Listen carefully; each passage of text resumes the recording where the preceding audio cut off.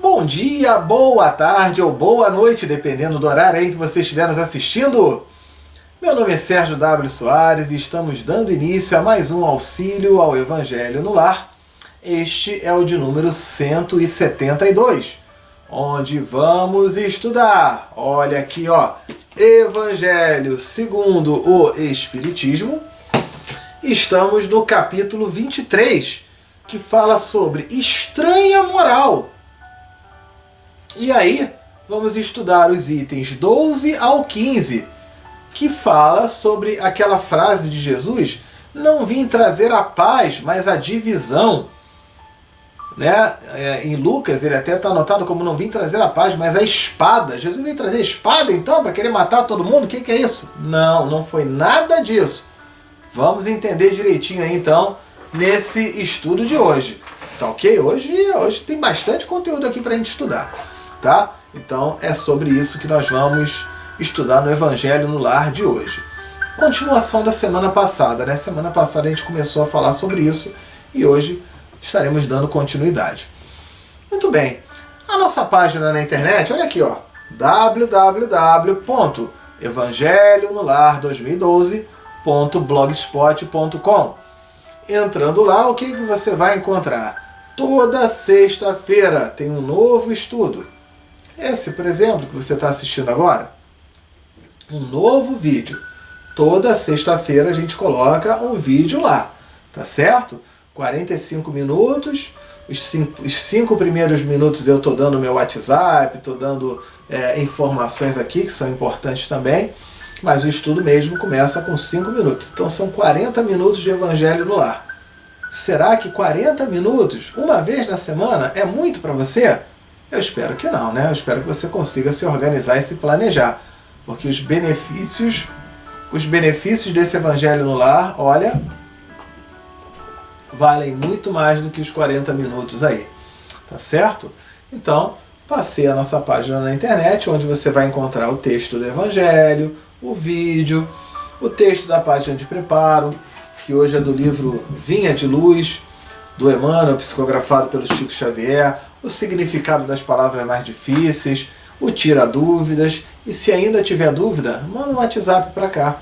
Não sabe qual é o WhatsApp? Olha aqui, ó, 21 99247 5631. Vou repetir, hein? 21 99247 5631. Pode me adicionar, pode mandar mensagem, tirar dúvida de Evangelho, falar de psicoterapia. Eu quero fazer sessões de psicoterapia online com você, Sérgio. Tá, manda o WhatsApp, a gente conversa, a gente troca ideia, né? Quero que você dê uma palestra aqui na minha cidade, seja presencial ou online. Pode mandar tudo pelo WhatsApp, a gente combina. Eu sempre respondo as mensagens. Se você preferir mandar por e-mail, olha aqui o e-mail, amorperdãoefé@gmail.com. Então você pode mandar também o e-mail para cá, tá? Que a gente vai conversando, a gente vai trocando ideia, vai tirando aí as dúvidas. O e-mail demora um pouco mais para eu responder, mas tanto o e-mail como o WhatsApp, todas as mensagens são respondidas. E uma outra forma que você tem de entrar em contato comigo é pelo Instagram. Olha aqui o Instagram, Sérgio W. Soares. Procura lá, bota tudo junto, Sérgio W. Soares, clica lá então, né, em acompanhar, seguir, né, e aí você vai ver aí as publicações que a gente faz, tá certo? Não só de Evangelho no Lar, como outras que eu vou colocando por lá também, tá bom? Então, são os 3 canais aí. Eu lembro também para a turma do Facebook, que nós estamos no Facebook, esse estudo está no Facebook aqui, ó, facebook.com/Evangelho no Lar 2012, tudo junto, tá? Você entra lá, clica no curtir, clica no compartilhar. Vamos levar adiante cada vez mais essa ideia, essa proposta do Evangelho no Lar, né? Acho que o mundo está precisando muito desses momentos aí de paz, de tranquilidade, de reflexões. Então, clica lá para poder compartilhar e curtir esse nosso Evangelho no Lar. E a gente lembra também que esse estudo é transmitido na Rádio Espiritismo. Olha aqui, ó, www.radioespiritismo.com.br. Sugestão, vai na Play Store e bota lá Rádio Espiritismo, tudo junto. baixa o aplicativo que você vai acompanhar a nossa programação 24 horas por dia, certo? Dito isso, vamos então começar com a prece de abertura. Vamos lá. Querido Deus, Mestre Jesus, espiritualidade amiga, benfeitores, nossos anjos da guarda, obrigado por mais esta oportunidade de estudo, de aprendizado, de conhecimento. Agradecemos a presença dos anjos guardiães que desde cedo aqui se encontram neste local, preparando, harmonizando, higienizando este local, e que possa o estudo de hoje nos trazer muito conhecimento, muitos esclarecimentos, e que a gente consiga colocar em prática todos esses valores aqui aprendidos. Que possa esse estudo transcorrer no clima de muito amor, de muita luz, de muita paz, de muita tranquilidade. Que assim seja, graças a Deus. Então, feita aí a prece de abertura, vamos para a página de preparo. Livro Vinha de Luz. O autor é o Espírito Emmanuel. Quem psicografou foi o Chico Xavier. Toda semana eu falo, né?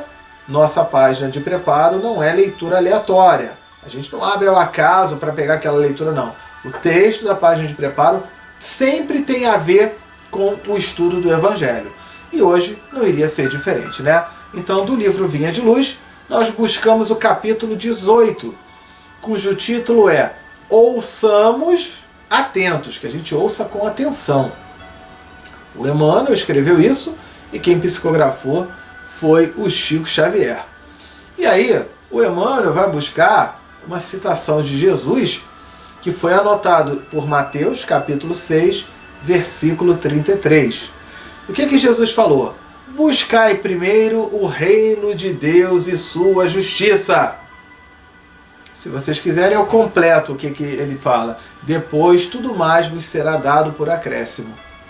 Mas, ele falou aqui, buscai primeiro o reino de Deus e sua justiça. Então vamos ver o que o Emmanuel tem para nos esclarecer.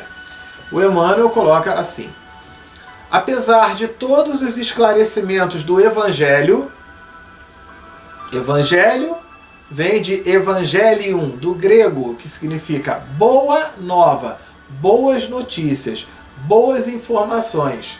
Então, nos trazendo todas essas notícias e todos esses valores que eram novos ali naquela época de Jesus. Que ali era um Deus que punia, era um Deus que castigava, era um Deus que agredia, que mandava ter guerra, né? Então Jesus vem trazendo uma boa nova nesse Evangelho, onde a gente deve trabalhar os bons valores, valores morais, de amor, perdão, fé, caridade e por aí vai. Então, apesar de todos os esclarecimentos do Evangelho, os discípulos encontram dificuldade para equilibrarem convenientemente a bússola do coração. Bússola é aquele aparelhinho, né, que mostra para você o norte ali, né? Onde é que está o norte, o sul, o leste, o oeste, para você poder se orientar.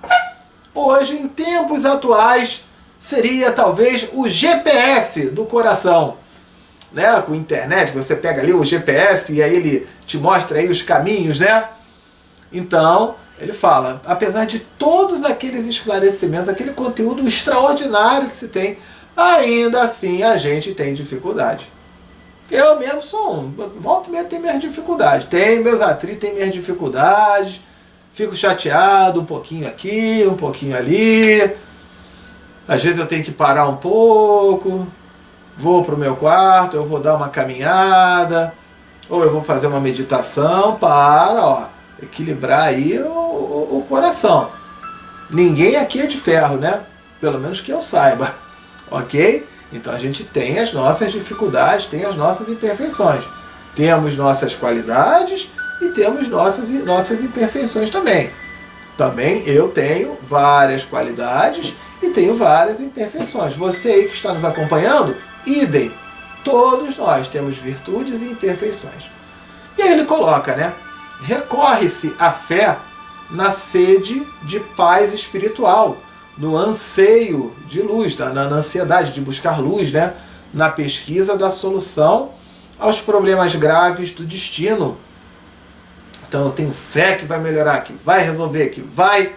Todavia, antes de tudo, o aprendiz costuma procurar a realização dos próprios caprichos.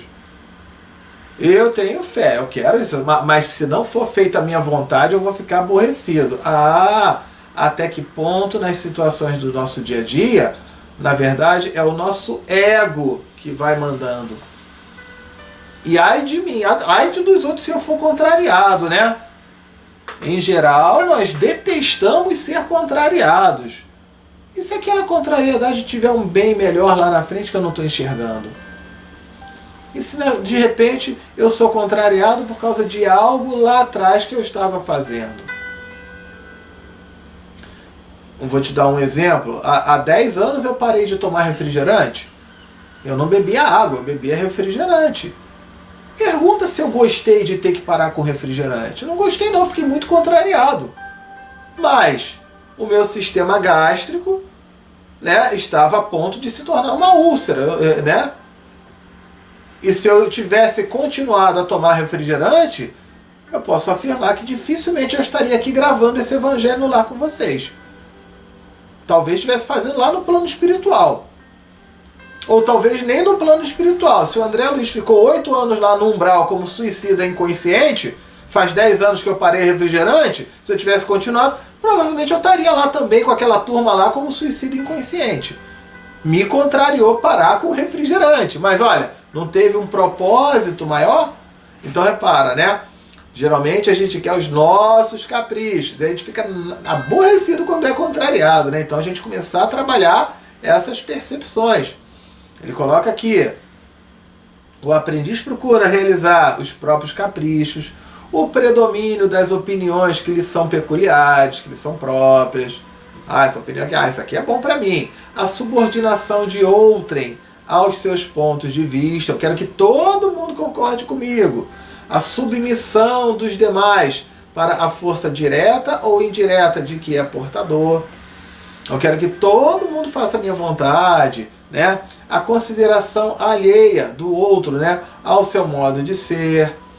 A imposição da sua autoridade personalíssima. Quero que todo mundo faça do meu jeito. Meu jeito é que é perfeito. Só que a minha vida não é perfeita, né? É engraçado, a minha vida não é perfeita. E eu sou perfeccionista, quero que todo mundo faça do meu jeito. Peraí, tem alguma contradição, né? Tem alguma contradição. Aqueles que são perfeitos. Jesus, ele entende o livre-arbítrio de cada um. E eu, que não sou nada perfeito, mas sou perfeccionista, quero que todo mundo faça do meu jeito que eu considero perfeito. Olha que contradição aí que acontece, né? Então, a autoridade personalíssima, os caminhos mais agradáveis, as comodidades fáceis do dia que passa, as respostas favoráveis aos seus intentos, né, às suas intenções, e a plena satisfação própria do imediatismo vulgar, né, do comum. Ah, eu quero agora, eu quero meu prazer agora. A consequência disso, eu quero comprar esse negócio aqui. Não, eu vou comprar agora. Ah, pago 10 vezes no cartão, né? Ou seja, eu quero agora. Aí quando chega a conta do meu cartão, que eu já fiz mais um monte de outras compras, vem uma conta astronômica, aí é que eu olho. Ou seja, eu só quero olhar o agora, né? Raros aceitam as condições do discipulado. Dos discípulos que verdadeiramente seguem Jesus. Todo mundo fala, Jesus é bom, é exemplo, quero seguir ele, mas na hora de seguir dá trabalho. Perdoar, a pessoa às vezes não quer. Amar, a pessoa às vezes não quer. Trabalhar, às vezes a pessoa não quer. Então, repara, raros aceitam as condições do discipulado. Em geral, recusam o título de seguidores do mestre. Porque seguir o mestre não é clicar lá na rede social seguindo Jesus e pronto, não. Ou ter a Bíblia de cabeça, né? Ou o Evangelho segundo o Espírito. Não. Da cabeça para o coração tem uma distância enorme. Parece pequena, né? Da cabeça para o coração. Mas para alguns é uma distância enorme. Ok? Querem ser favoritos de Deus. Ah, então é o ego que está mandando, né? Ah, olha só, né? Conhecemos, no entanto, a natureza humana, da qual ainda somos partícipes, né? Participantes, né? Então deixa eu colocar aqui.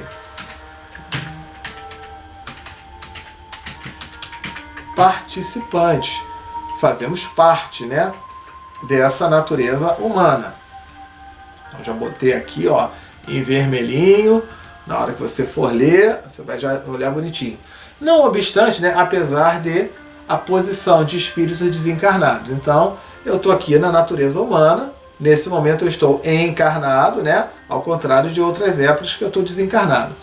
E sabemos que a vida burilará, ela vai melhorar, vai se aperfeiçoar, né? A vida aperfeiçoa, melhora todas as criaturas nas águas lustrais da experiência. Então, todo aprendizado, toda experiência, seja ela boa ou ruim, é aprendizado para mim. Serve como reflexão, progresso, evolução, desenvolvimento. Ok? Lutaremos, sofreremos e aprenderemos nas variadas esferas de luta evolutiva e redentora, salvadora. Hoje, de repente, você pode estar vivendo determinadas situações na tua rotina que estão causando um incômodo, que estão causando um desconforto, mas isso é aprendizado, isso é conhecimento, isso é evolução, isso é progresso.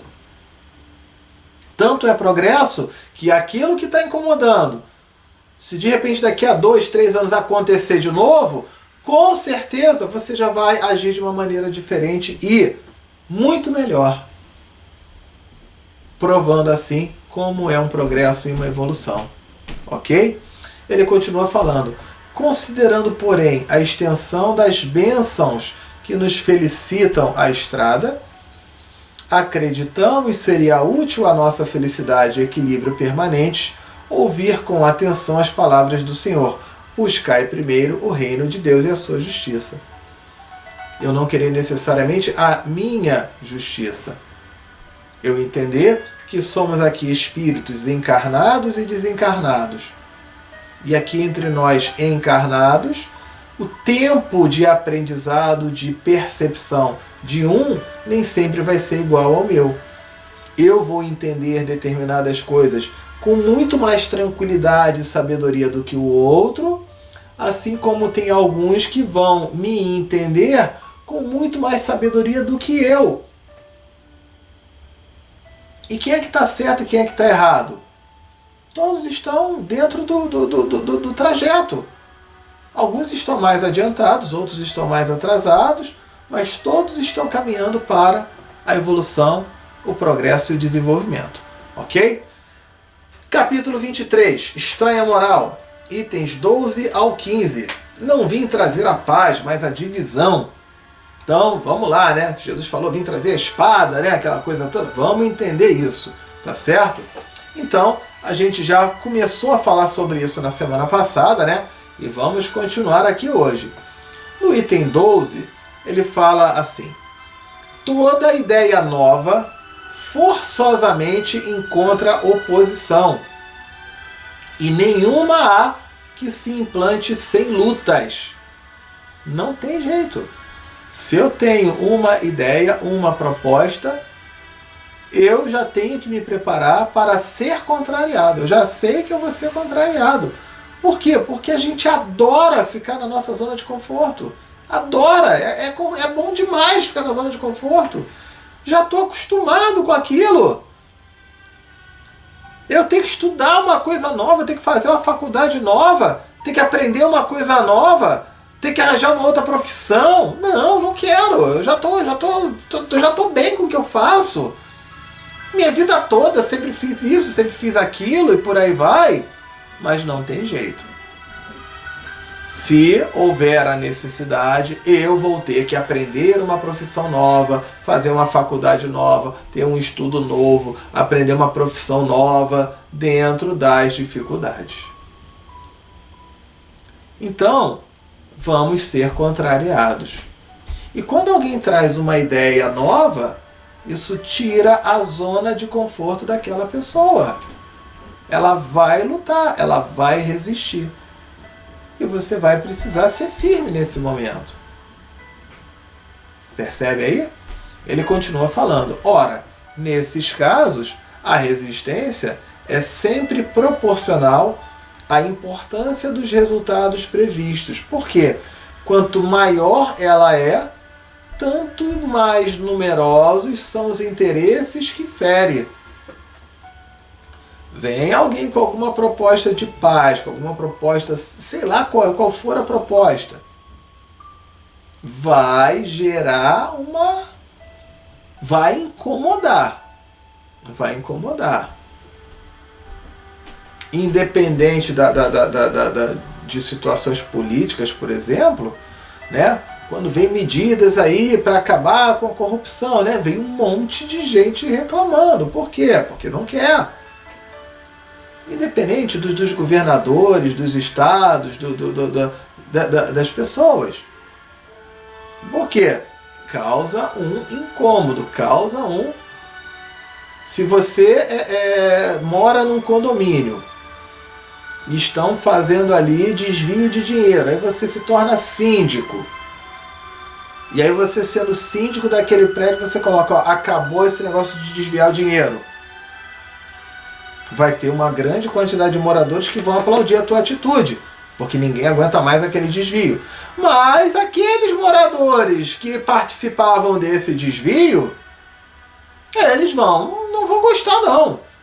E vão fazer campanha contra você, vão brigar, vão discutir, vão fazer um monte de coisa. Porque está incomodando. E se o desvio for muito, nossa, aí é que o negócio acaba complicando. Então, dentro dessa situação, né, que eu falei aqui do caso de uma corrupção, de um apartamento, de um prédio, né, que o síndico mudou a direção e acontece isso. Toda a ideia nova, se ela for muito forte, maior vai ser aquela resistência, ok? E ele coloca aqui, se for notoriamente falsa, se a julgam isenta de consequências, ninguém se alarma. De repente eu vou ser síndico naquele prédio, mas eu falo, a gente vai cortar, e aí eu falo assim, ó, aqueles R$5 que a gente dava para o entregador de pizza, a gente não vai dar mais não, tá? Aí ninguém... aí aquele cara que desvia lá não sei quantos R$1.000, não incomodou a ele, tá bom, ele nem vai ficar alarmado. Deu para perceber dentro dessa metáfora, dessa comparação aqui que eu estou falando? E não é só do desvio lá do dinheiro desse condomínio, não. De ideias, de valores, de atitudes. Às vezes eu chegar para o meu filho, você vai arrumar a cama, você vai arrumar teu quarto, você vai arrumar... Se tiver que arrumar um diazinho só e depois deixar sempre bagunçado, ele até faz. Agora quando é todo dia, ele não vai reclamar? Ele não vai resistir? É natural. Em vários setores da nossa vida. Ok? Ele coloca assim, ninguém se alarma, deixam-na todos passar, certos de que lhe falta vitalidade. O cara falou ali só naquela hora e depois deixou quieto, né? Se, porém, aquela proposta ela é verdadeira, se assenta, né? Se firma em sólida base. Se lhe prevê em futuro um secreto pressentimento, adverte, né? Chama atenção. Deixa eu botar aqui. Chama a atenção os seus antagonistas. Então, Jesus, quando chega, ele se tornou uma verdadeira ameaça a todo mundo que era a favor de que aquele sistema continuasse o mesmo.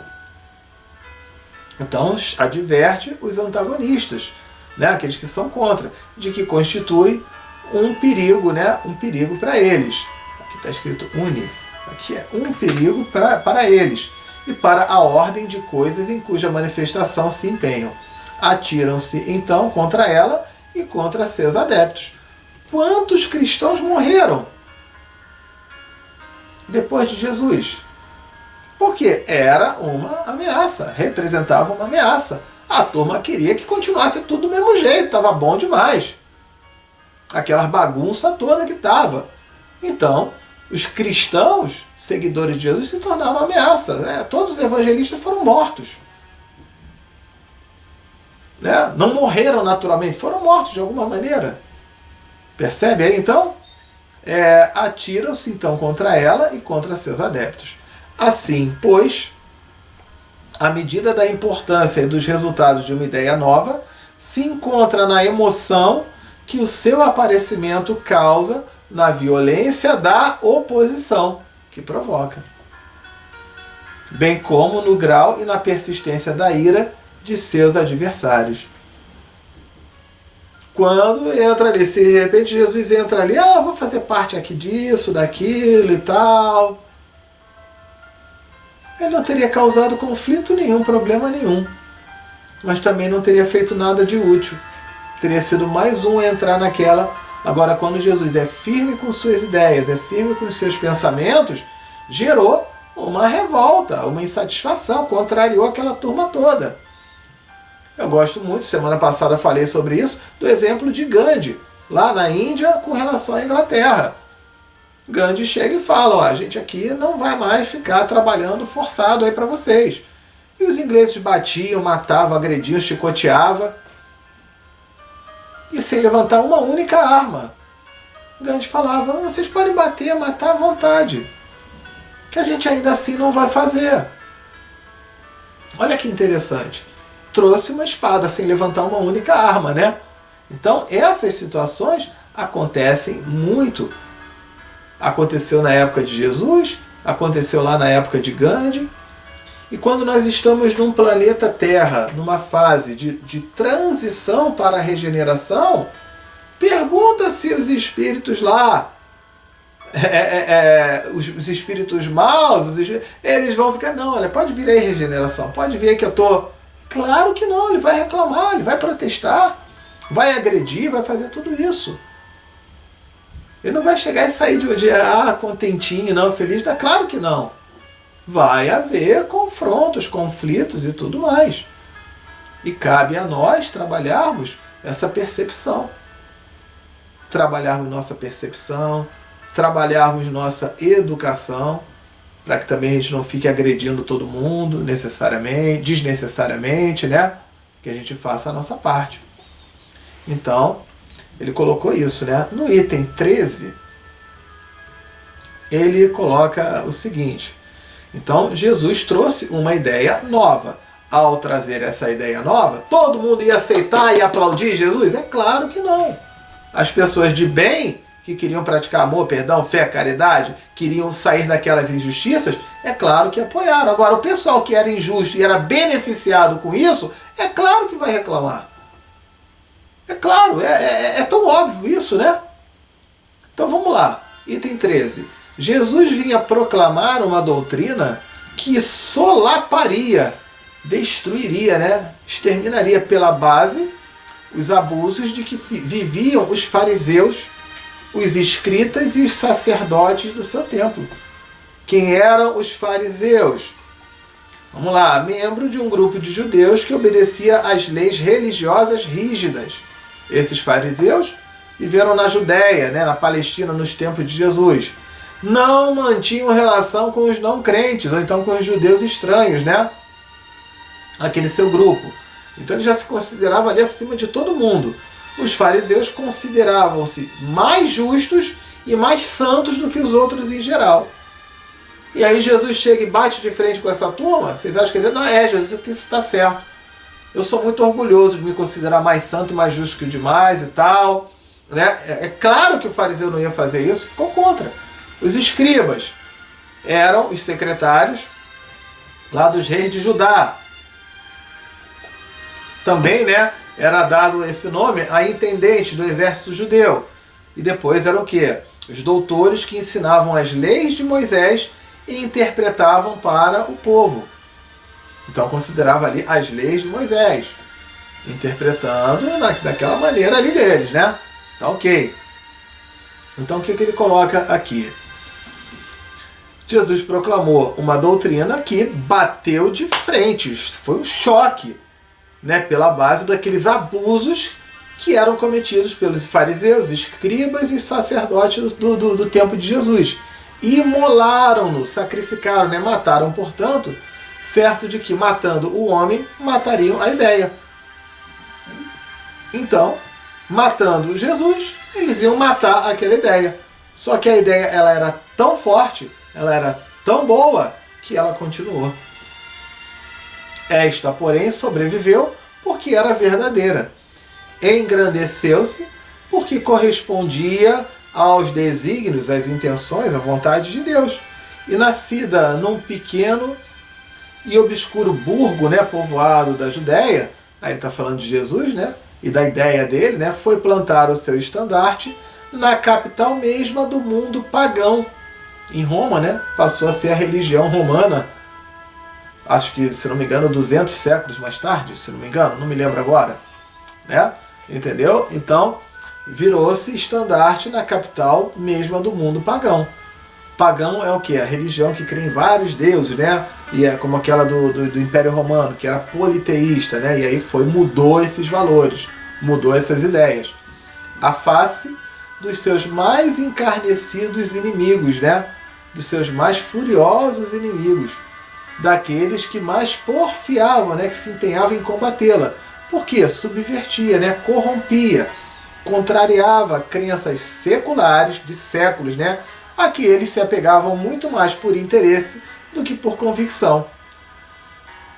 Olha, você vai ser religioso, eu vou te trazer para uma religião, que na religião você vai ter casa, comida e roupa passada, você não vai precisar trabalhar, você vai ter toda a mordomia, vai ter um monte de coisa, vai ter um monte de benefício, todo mundo vai te dar um monte de coisa. Aí ele, não, essa religião é boa. Ele não sabe nem que religião é. Ele está muito mais interessado, muito mais atento para o interesse dele do que realmente com aquela proposta ideológica de princípios e valores. Então, quando Jesus vem, né, você praticar o amor, perdão, fé, caridade, amar o próximo como a ti mesmo, onde o sujeito tem um ego do tamanho do planeta, do mundo, ele só quer amar ele mesmo. Amar o próximo? Não, ele não quer. Amar os inimigos? É pior ainda. Já estudamos aqui. Amar o inimigo não significa ter afinidade com o inimigo. Mas eu vou ter amor, desejar que ele cresça, ele evolua, ele aprenda, ele reavalie todos os seus equívocos para se tornar uma pessoa de bem. Percebe então aí? Essa proposta de Jesus manteve-se viva mesmo depois que mataram ele. E mantém-se vivo até hoje, né? Ele continua aqui. Lutas das mais terríveis esperavam aí pelos seus apóstolos. Foram inumeráveis as vítimas. A ideia, no entanto, avolumou-se, cresceu sempre e triunfou, porque, como verdade, sobrelevava as que a precederam. Era mais forte, era mais elevada do que aquelas que vieram antes. Então, essa proposta era uma proposta do bem, era uma proposta de paz, de amor, de perdão, de fé, de caridade, tudo que a gente já falou aqui. Então, isso foi um ponto fundamental. Importante a gente notar isso aí, né? Aliás, por falar em notar, no item 14 ele fala: é de notar-se que o cristianismo surgiu quando o paganismo, né, que era aquela crença em vários deuses, aquela coisa, né, tinha até Deus da maçaneta de porta, para você ver como tinham deuses. A gente tem uma palestra lá no Amor, Perdão e Fé, depois você procura lá no Facebook, fala até dos deuses da maçaneta de porta, Deus de um monte de coisa, né? Então, é de notar que o cristianismo surgiu quando o paganismo já estava em declínio e se debatia contra as luzes da razão. O pessoal começou a perceber, peraí, isso aqui não faz sentido nenhum. Da mesma maneira que hoje o espiritismo, ele vem crescendo, porque as pessoas vão ver cá. Se tem um Deus bom, justo e imparcial, por que um nasce rico e outro nasce pobre? Um nasce saudável e o outro nasce doente? Cadê a justiça de Deus? Então, ó, todas aquelas crenças, elas estão caindo por terra, porque vem um novo raciocínio, né? E a mesma coisa daquele paganismo com as ideias de Jesus, né? Foram caindo por terra. Ainda era praticado pro forma, né? Por tradição, por formalidade, a crença era praticado por forma, mas a crença, porém, desapareceu. O pessoal fazia aqueles rituais, aquela coisa, mas já não acreditava em mais nada daquilo. Era quase que uma tradição, uma cultura, mas aquilo ali já não significava mais nada. Apenas o interesse pessoal o sustentava. Ora, é tenaz, né, o interesse, jamais cede à evidência. Irrita-se tanto mais quanto mais peremptório, né, decisivo e demonstrativo de seu erro são os argumentos que lhe opõem. Então, é como se a gente aqui falando da reencarnação, e aí tem a pessoa que fala, não, Deus é justo e é imparcial. E aí Deus vai chegar, olha, você vai nascer bonito, você vai nascer feio, você vai nascer simpático, gente boa, você vai nascer do mal, você vai nascer mau caráter. Que Deus é esse? Então repara, né? Qual é o argumento que alguém pode ter disso? De qual crença? A não ser que a gente leve em consideração a reencarnação e as nossas personalidades de vidas passadas, que eu carrego nessa e vou carregar nas próximas. Ou será que todo o aprendizado que a gente está tendo aqui nesse evangelho lá, nessa encarnação, vai por terra e na próxima encarnação a gente volta no 0 a 0? É claro que não. É conteúdo adquirido que faz eu ir melhorando e evoluindo, né? Ok? Então, essas questões derrubavam todos aqueles argumentos que tinham lá atrás. Sabe ele muito bem que está errado, mas isso não o abala, porquanto a verdadeira fé não lhe está na alma. O que mais teme é a luz que dá vista aos cegos. É-lhe proveitoso o erro. Ele se lhe agarra e o defende. Então ele ficava, meu Deus, eu estou aqui me dando bem aqui às custas de todo mundo. Se eles enxergarem essa verdade, e aí o negócio vai complicar. Por isso eles batiam de frente, por isso foi a espada.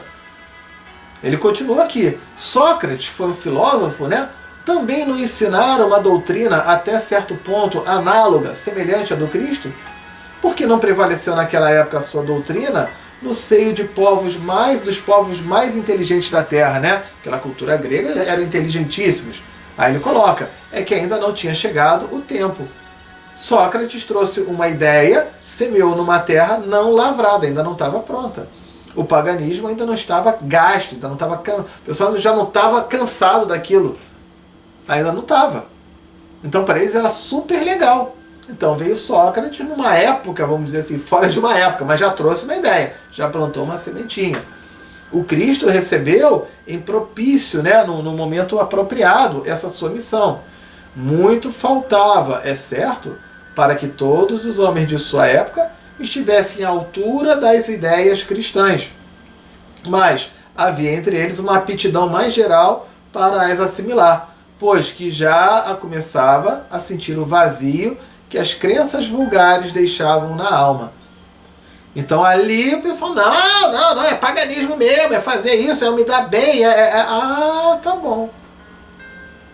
Aí quando chega Jesus, o pessoal falou, não, esse negócio aqui não está dando certo não. O negócio de paganismo aqui não está dando certo não. Vamos começar a prestar atenção nessa ideia de Jesus aí, né? Então, Sócrates e Platão haviam aberto o caminho e predisposto aos espíritos. Então até no Evangelho segundo o Espiritismo, na introdução, item 4, ele fala sobre Sócrates e Platão, que foram os primeiros que trouxeram a ideia cristã e a ideia do Espiritismo também. Ok? Vamos então para o item 15. Infelizmente, os adeptos da nova doutrina não se entenderam quanto à interpretação das palavras do mestre. O pessoal ainda distorcia, ainda era muito ignorante. Nós aqui ainda somos, imagina naquela época, né? Veladas as mais das vezes pela alegoria e pelas figuras da linguagem. Daí o nascerem, sem demora, numerosas seitas, né? Religiões, né? Pretendendo todas possuir exclusivamente a verdade, e o não bastarem 18 séculos para pô-las de acordo. Então, eu volto a dizer aqui, esse 18 séculos, porque o Evangelho, segundo o Espiritismo, foi escrito nos anos 1800. Hoje, já podemos falar, foram mais de 20 séculos, né, para a gente continuar martelando, água mole e pedra dura, para a gente poder, então... E ainda tem, né, uma grande parte aí que ainda não entendeu nada, que ainda não percebeu nada. É o tempo de cada um. Se você já compreende, já entende, ótimo, parabéns. Se aquele teu irmão ainda não entende, tudo bem, vai chegar uma hora que ele vai entender. Essa parte, a continuidade das vidas, né, a reencarnação, provas científicas da reencarnação, tudo isso hoje não tem mais. É como a lei da gravidade. Se eu acredito ou não na lei da gravidade, se eu largar esse mouse aqui na minha mão, eu largar ele, ele vai cair. Eu acreditando ou não, vai cair. Tá bom. Mesma coisa essas lições aqui de Jesus. Então ele coloca, né? Então 20 séculos para a gente botar isso de acordo, né? Olvidando, né? Esquecendo o mais importante dos preceitos divinos, O que Jesus colocou pela pedra angular do seu edifício, né, da sua construção, e como condição expressa da salvação, a caridade. Pedra fundamental, caridade, fraternidade e amor ao próximo. Aquelas seitas lançaram anátema, né, reprovação, umas sobre as outras. E umas contra as outras se atiraram, as mais fortes esmagando as mais fracas, afogando-as em sangue, aniquilando, destruindo, tortura, nas chamas das fogueiras, inquisição, aquela coisa toda que veio por lá, né? Vencedores do paganismo, os cristãos de perseguido que eram, fizeram-se perseguidores. A ferro e fogo foi que se puseram a plantar a cruz do Cordeiro sem mácula dos dois mundos. E aí o cristão ele começou a agir da mesma maneira como eles eram vítimas, né? Quando você chega com outras propostas, né? Você vê a igreja ali na Inquisição e aquilo tudo. Repara só, né? E fato constante que as guerras de religião foram as mais cruéis. Mais vítimas causaram do que as guerras políticas. Em nenhumas outras se praticaram tantos atos de atrocidade e de barbárie. Então ele continua. Cabe a culpa à doutrina do Cristo? Aí a culpa é de Cristo? Não, claro que não. De certo que ela formalmente condena toda a violência. Disse ele alguma vez a seus discípulos, vai, mata, massacra, queima. Jesus nunca falou isso, né? O que ao contrário disse foi, todos os homens são irmãos e Deus é soberanamente misericordioso. Amai o vosso próximo, amai os inimigos, fazei o bem aos que os persigam. Diz assim também, né? Quem matar com a espada, pela espada perecerá, vai morrer pela espada. A responsabilidade, portanto, não pertence à doutrina de Jesus, mas àqueles que interpretaram errado e transformaram no instrumento próprio, né? Com a sua conveniência, para satisfazer as paixões deles. Pertence aos que desprezaram essas palavras, meu reino não é desse mundo, né? Tá bom, interpretou errado, vai fazer o quê? Né? Em sua profunda sabedoria, ele tinha a previdência do que aconteceria. Mas essas coisas eram inevitáveis, porque inerentes à inferioridade da natureza humana, que não podia transformar-se da noite para o dia. Então faz parte desse processo. Cumpria que o cristianismo passasse por essa longa e cruel prova de 18 séculos, hoje em dia mais de 20 séculos, para mostrar toda a sua força, visto que, malgrado a todo mal cometido em seu nome, ele saiu dela puro. Jamais esteve em causa. As violências, né, sempre recaíam sobre aqueles que eram violentos.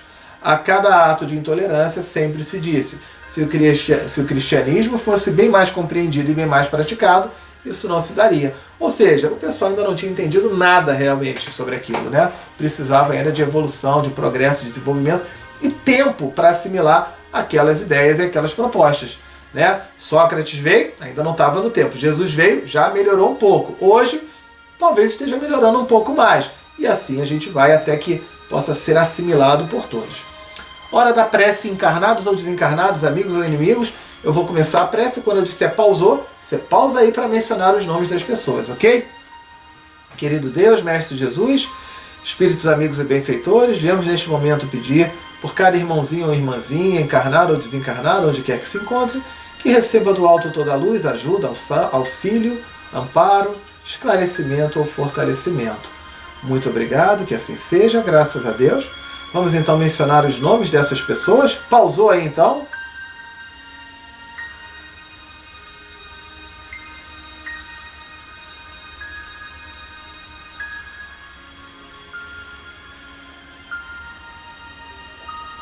Soltou o pause, fluidificação da água, você pega aí a água, né? Já pegou aí a água. Aqui, ó, Minutos de Espiritismo número 23. Procura lá que você vai ver o estudo completo da fluidificação da água. Vamos colocar as mãos sobre essa água e fazer a seguinte prece.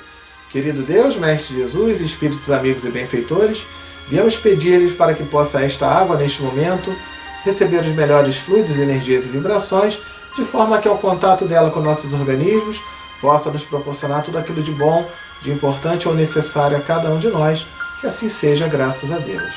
Então, estou colocando aqui a minha água. Saúde.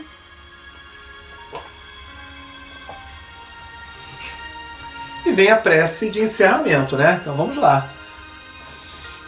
Querido Deus, Mestre Jesus, espíritos amigos e benfeitores, obrigado por mais esta oportunidade de estudo, de aprendizado e de conhecimento. Obrigado aos anjos guardiães que aqui estiveram conosco, harmonizando, limpando e higienizando este local.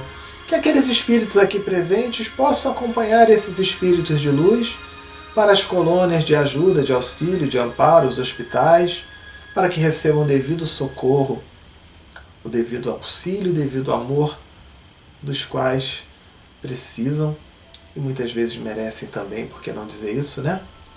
Obrigado pela harmonização dessa casa, que possamos mantê-la tão limpa e harmonizada como se encontra, que seja possível estarmos aqui reunidos na próxima semana para mais um Evangelho no Lar. Muito obrigado, que assim seja, graças a Deus. Sendo assim, então, né?